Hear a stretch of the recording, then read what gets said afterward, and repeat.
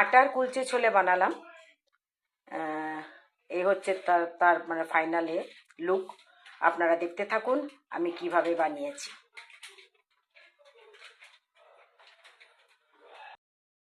কুলচা বানাবো, তাই আমি আটার কুলচা বানাবো, ময়দার কুলচা না। আমি আটা নিয়েছি, তার মধ্যে আমি দিয়েছি 1 চামচ, এই চামচটার 1 চামচ তেল। আর এই দেখুন 1 কাপ কুসুম কুসুম গরম জলের মধ্যে এটার 1/2 চামচ চিনি দিয়েছি, আর 1 চামচ সমান সমান 1 চামচ ইস্ট দিয়েছি। আবার ইস্টটা ভালো করে গুলে যাক, তারপর আমি এই যে কুসুম গরম জলটা দিয়ে আমি মাখবো। মেখে আমি ঘন্টা 2 রেখে দেবো আমি এটাকে। তারপরে আস্তে আস্তে আস্তে আস্তে এটা ফুলে যাবে। ইস্টটা গুলে যাচ্ছে, ভালো করে গুলে যাক, তারপরে আমি আটাটা মাখবো।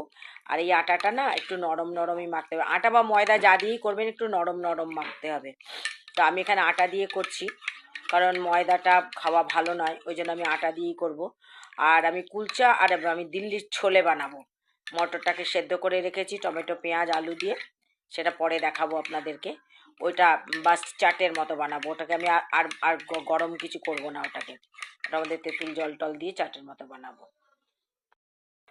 এই যে দেখুন আমার আটা মাখা হয়ে গেছে, একদম নরম আটা মেখেছি, কারণ এইটা আটা বা ময়দা যাই মাখুন নরম নরম মাখতে হবে।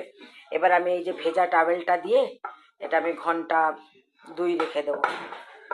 আমার এখন তো বাজে বোধহয় 6টা বাজে, 6টা না 6:30, ধরুন 8টার সময় আমি করবো, ততক্ষণ এটা থাকবে। আর এদিকে দেখুন আমি কুলচার যে ছোলেটা করবো, আমি টমেটো, 2টো আলু, পেঁয়াজ আর মটর সেদ্ধ করে রেখেছি, ঠিক আছে। এবার এটার মধ্যে এই আলুগুলো ছিলকাগুলো ছুলে দেবো, নিয়ে আলুগুলো একটু ম্যাশ করে এটার মধ্যে মিশিয়ে দেবো। এটাকে আর পাকানো হবে না, মানে রান্না হবে না এটা আর। এটার মধ্যে যে তেঁতুলগুলো যে ভিজিয়ে রেখেছি, তেঁতুলগুলা জল দেবো। আর দেবো যেটা জুলিয়ান কাট বলে না, জুলিয়ান কাট আদা, যেটা মাস্ট কুলচে ছোলের, দিল্লির কুলচে ছোলে। এখানকার কুলচাগুলোতে আলু স্টাফ থাকে, দিল্লির কুলচাগুলোতে কিন্তু আলু স্টাফ থাকে না। তো প্লেন কুলচা হয়, আর তার সাথে ছোলের মধ্যে ভাজা জিরের গুঁড়ো দেয়, তারপরে ওই জুলিয়ান কাট আদা থাকবে, একটু টমেটো শসা পেঁয়াজ কেটে দেওয়া হবে। এটা যখন আমরা খাবো তখন আমি এটা বানিয়ে তখন মানে আপনাদেরকে দেখাবো। এখন আমি এটা বানিয়ে রেখে দিলাম, পরে যখন সমস্ত কিছু হবে তখন পুরো ভিডিওটা আপনাদেরকে দেখাবো।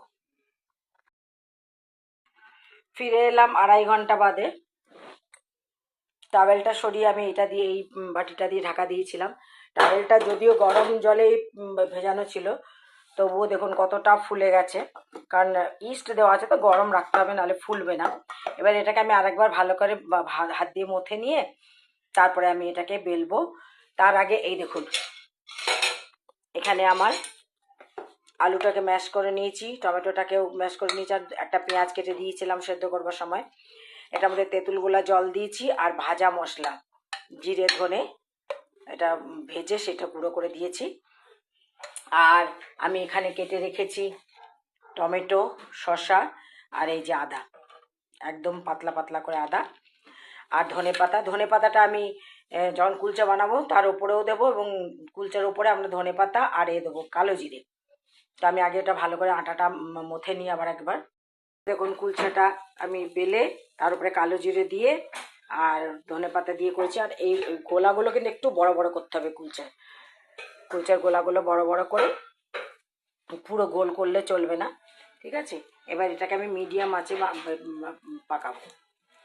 আমি কুলচাটাকে ঢেকে দিয়েছি, মিডিয়াম আঁচে করে দিয়ে ঢেকে দিয়েছি আমি। এবার এটা যখন ফুলে উঠবে তখন আমি এটাকে উল্টে আরেক পিঠ করবো, আর আমি একটুখানি বাটার উপর থেকে লাগিয়ে দেবো। এটাকে উল্টে দিলাম, ওই পিঠে আমি বাটার ব্রাশ করে দিয়েছিলাম, আবার এই পিঠে একটুখানি বাটার ব্রাশ করে দিলাম। কুলচা অ্যাকচুয়ালি জল দিয়ে তারপরে কুলচাটা বসাতে হয়, কিন্তু আমি এটা এক জায়গায় দেখেছিলাম যে উনি জল দেয়নি, এরকম খোলা তাওয়াতে এরকম করেছে। তো দেখা যাক, একটা করে দেখি, তারপরে আমি আবার জল দেব। একটা কুলচা হয়ে গেল, দেখুন কত নরম হয়েছে, গরম, আমি এখন হাত দিতে পারছি না। এবার আমি এটার মধ্যে একটুখানি জল দিয়ে তারপরে বসাবো একটা, এ তাওয়াতে আমি জল দেবো, দাঁড়ান আমি দেখাই।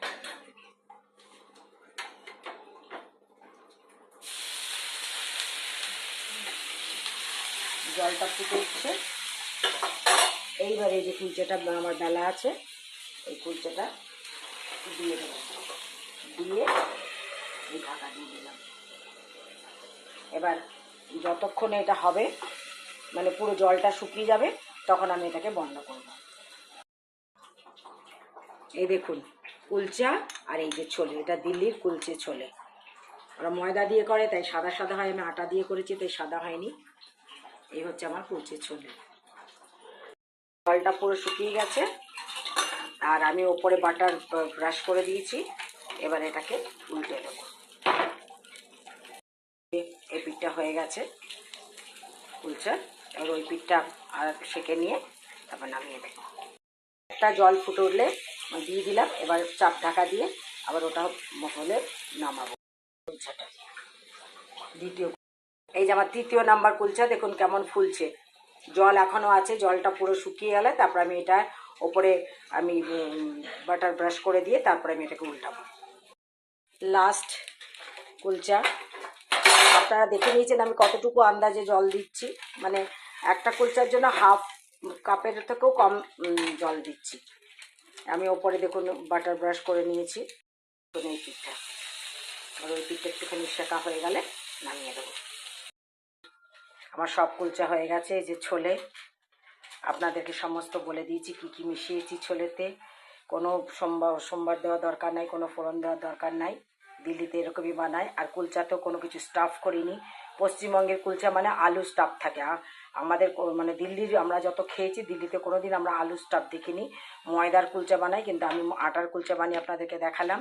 এবং কতটুকু জল দিয়েছি সেটুকুও আপনারা দেখেছেন। হাফ কাপে থেকে অল্প একটুখানি জল দেবেন এক একটা কুলচার জন্য। আর কুলচাটা যখন বেলবেন তখন একটু স্লাইড তেল মানে বুলিয়ে নেবেন গোলাটার মধ্যে অল্প একটুখানি। তাহলে কী হবে যে আপনার বেলনিতে বেলন চাকিতে লাগবে না। তাহলে আমার রেসিপি ভালো লাগলে বানিয়ে খাবেন। বানিয়ে খেয়ে আমাকে কমেন্টস করবেন, লাইক শেয়ার করবেন, সাবস্ক্রাইব করবেন। আসি তাহলে, নমস্কার।